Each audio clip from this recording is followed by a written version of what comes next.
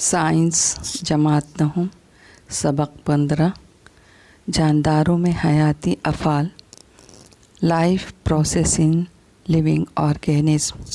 सवाल, हर घर में रोज़ाना कुछ न कुछ कचरा या बेकार अशिया निकलती हैं। अगर आप ये कचरा कई दिन अपने घर में रखें तो क्या होगा?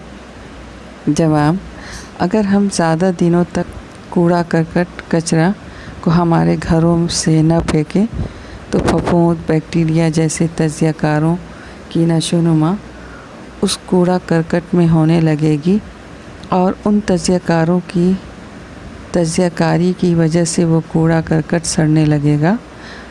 अगर ये कचरा बहुत दिनों तक बग़ैर जांच किए हुए घर में पड़ा रह जाएगा तो बदबूदार हो जाएगा। उसकी वजह से बीमारियां फैलने का अंदेशा होगा। वीडियो में डस्टबिन में रखे हुए कचरे को आप गौर से देख सकते हैं कि बहुत दिन रखने के बाद कचरे की क्या हालत होती है और उसमें किस तरह कीड़े वगैरह पैदा होते हैं।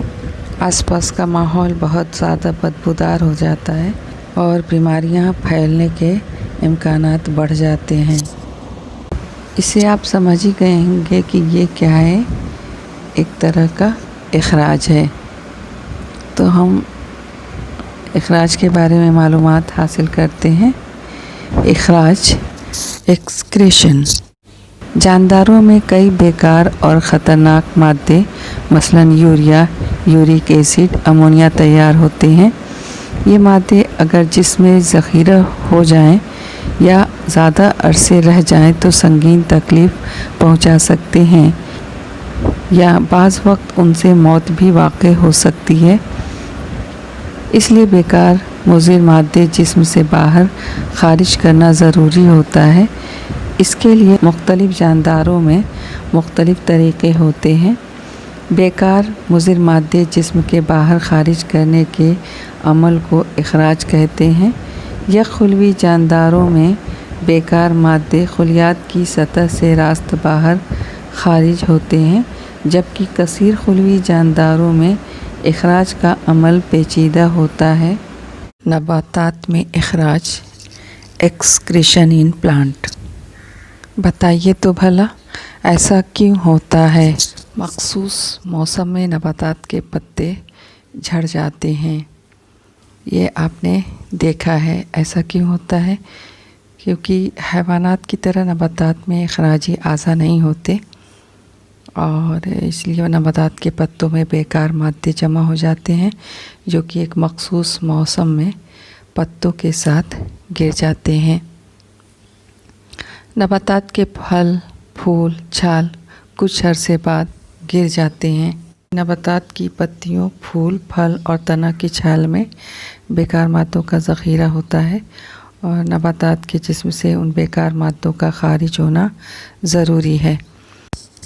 ज़्यादा अरसे होने के बाद ग़िज़ाई अज्जा मुकम्मल तौर से नशोनुमा पाए हुए फूलों और फलों तक नहीं पहुँचाए जाते हैं, जिसकी वजह से फूल और फल ख़राब हो जाते हैं।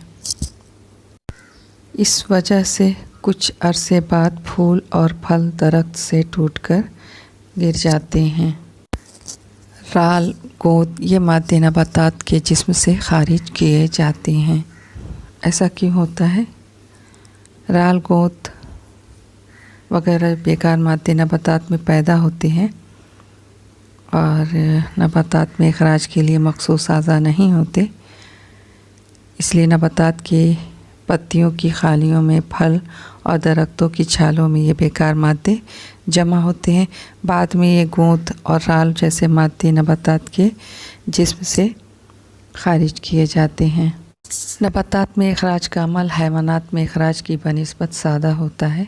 नबातात में बेकार मादों को ख़ारिज करने के लिए मखसूस इखराजी आज़ा या इखराजी निज़ाम नहीं होता है। नफूस के अमल के ज़रिए गैसी मादे बाहर ख़ारिज किए जाते हैं। हम जानते हैं कि शुआई तरकीब के अमल में नबातात ऑक्सीजन तैयार करते हैं جو نباتات کے لیے کسی کام کا نہیں ہوتا، یعنی آکسیجن ایک اخراجی مادہ ہوا۔ اب یہ جو آکسیجن اخراجی مادہ ہے وہ اسٹومیٹا کے ذریعے نباتات باہر خارج کر دیتے ہیں۔ اس کے علاوہ نباتات میں کئی بیکار مادے ان کے پتوں میں موجود خالیوں، پھول، پھل، اس طرح تنوں کی چھالوں میں ذخیرہ کیا جاتا ہے۔ کچھ عرصے کے بعد یہ اعضاء خراب ہو کر گر جاتے ہیں۔ دوسرے بیکار مادے رال اور گود کی شکل میں شکستہ آبی نالیوں میں ذخیرہ کیے جاتے ہیں۔